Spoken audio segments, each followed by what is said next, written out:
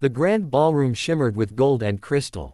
Chandeliers threw fragments of light across the marble floor, reflecting on gowns worth more than a common man's lifetime savings. The elite of London had gathered that night: politicians, socialites, and most importantly, Ethan Blackwell, the man whose name made investors tremble and competitors surrender. Ethan was known for two things: his ruthless business sense and his colder-than-ice heart. The tabloids called him the Steel Millionaire. Employees whispered stories about him firing people for being 5 minutes late. No one dared to challenge him. Until Elena Rivers did. She stood near the entrance, her simple blue dress a stark contrast to the sea of glittering designer outfits. Her hands trembled slightly, not from fear, but from anger long suppressed. She wasn't invited here, she had walked in with a purpose that burned brighter than fear itself. 3 months ago, her father, a loyal employee of Blackwell Industries for 25 years, had been thrown out without warning. No severance, no pension, nothing. He died 2 weeks later of a heart attack. The stress, the shame, had killed him. Elena vowed that one day, she'd look Ethan Blackwell in the eye and make him face what he'd done. As the orchestra's final note faded, Ethan raised his glass to speak. "Tonight," he began, "we celebrate another successful year. Successful for you," a voice cut through the silence. Heads turned. The crowd parted like the Red Sea. Elena walked toward him, every step echoing across the hall. Her heart pounded, but her voice was steady. "You call it success when you destroy lives," she said, her eyes locked on his. "When you throw people away like they're nothing." Ethan blinked, visibly thrown off.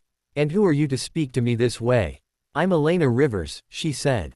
"Daughter of Thomas Rivers. The man you fired without a second thought." A ripple of whispers spread through the room. Cameras turned. Socialites froze, unsure whether to leave or watch the scandal unfold. Ethan's jaw tightened. "If you have something to say, say it privately." "No," she said. "You did this in front of everyone, humiliated my father, destroyed his reputation. Now you'll hear the truth in front of everyone too." For the first time in years, Ethan Blackwell had no words. Elena continued, her voice trembling with passion.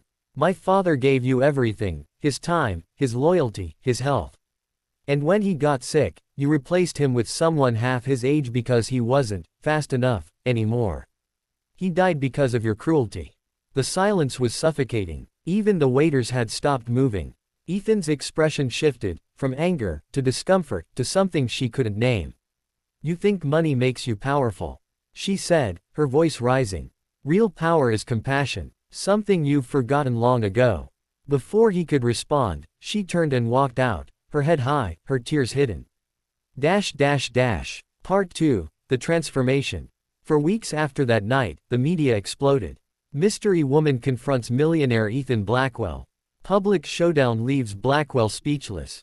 Elena's life changed overnight. Some called her brave, others called her foolish, but she didn't care. She'd said what she came to say. Then one morning, a black car stopped in front of the tiny bookshop where she worked. A man in a suit stepped out. "Miss Rivers," he said. "Mr. Blackwell wishes to speak with you." Elena froze. "Tell him I have nothing to say." The man hesitated. "Please, miss. He insists." Against her better judgment, she agreed. The car took her to a penthouse that looked out over the Thames, sleek, cold, and silent, just like its owner. Ethan stood by the window, hands in his pockets. Gone was the confident businessman. He looked human. "Thank you for coming," he said quietly. "I know I'm the last person you wanted to see." "You're right about that," she said sharply. "What do you want?" He turned to face her. "To apologize." Elena blinked. "Apologize? From you? I deserve your disbelief," he said, his voice low. "When you spoke that night, I wanted to throw you out. But I couldn't. Because every word you said was true." She stared at him, trying to find the lie. "You think one apology fixes everything?" "No," he said. "But it's a start." He walked toward his desk and picked up a folder. "This is for you, your father's full pension, with interest, and a foundation in his name. For workers like him who gave everything and got nothing back." Elena's throat tightened. She wanted to hate him. She should have hated him. But something in his eyes, regret, pain, sincerity, made it impossible. "Why now?" she asked softly. "Why care now?" He hesitated. Because that night, for the first time in years, someone looked at me and saw what I'd become. And I couldn't stand it. Their eyes met, and in that silence, something fragile formed between them, understanding. Over the following weeks, they met again. First for charity work, then for discussions about the foundation, then, just coffee. Ethan began showing sides no one knew existed. He laughed. He listened. He cared. Elena saw the man behind the steel armor, the boy who had grown up poor, desperate never to feel powerless again. His cruelty had been his shield.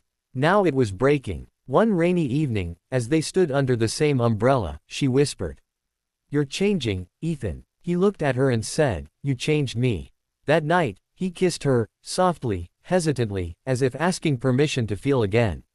She didn't pull away. Months passed. The once cruel millionaire became the man who donated half his wealth to the Thomas Rivers Foundation. He closed deals with fairness, not fear.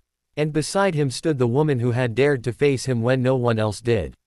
At the next gala, Ethan took the stage again. The same ballroom, the same chandeliers, but a different man. This year, he said, his eyes finding Elena in the crowd, success means something else. It means redemption. It means love. The crowd erupted in applause, but Ethan saw only her. When he stepped down, he took her hand in front of everyone and said, "I once thought no one could challenge me. Then you did, and you stole my heart forever." Tears filled her eyes as the crowd cheered. The cruel millionaire was gone. In his place stood a man who had finally learned how to love.